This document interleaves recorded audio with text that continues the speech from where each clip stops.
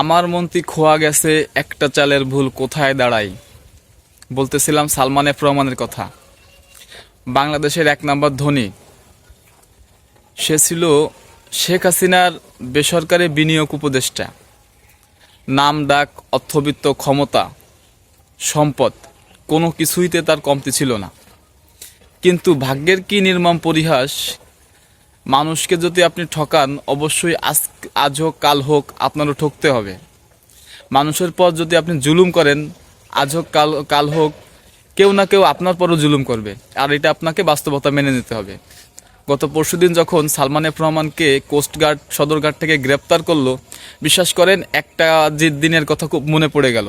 সেই দিনটা হচ্ছে কিয়ামতের দিন, যে কাল কিয়ামতের ময়দানে হয়তো আমাদের দশাটা ঠিক এমনই হবে যে দুনিয়াতে আমার নাম থাকবে, ডাক থাকবে, ক্ষমতা থাকবে, অর্থবিত্ত সব কিছুই থাকবে, কিন্তু যেগুলো আমার কোনো কাজে আসবে না।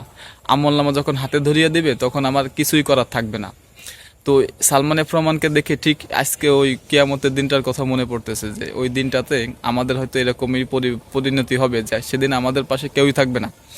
দুনিয়াতে আমার এত টাকা ছিল, এত ক্ষমতা ছিল, এত লোক আমার কথা চলতো, দুনিয়া আমাকে কেউ কিছু করতে পারতো না। জোর করছি, রাহাজানি করছি, ক্ষমতা দেখাইছি, মানুষের টাকা মাইরে খাইছি, মানুষের জায়গা জমি দখল করেছি, মানুষকে টাকা দেয় নাই, পাওনা টাকা দেয় নাই, এত কিছু করছি, ব্যাংক ধ্বংস করছি, শেয়ার বাজার ধ্বংস করেছি।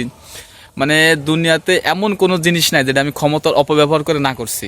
কিন্তু আজকে দেখেন যে একজন মানুষ, যে বাংলাদেশের এক নম্বর ধনী, বিশ্ব ধনীর তালিকায় 1685তম যার অবস্থান, সেই মানুষটা আজকে তার কি পরিণতিটা হয়েছে।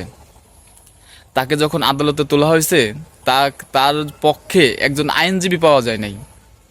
চিন্তা করা যায় যে একজন আইনজীবী পাওয়া যায়নি তার পক্ষে।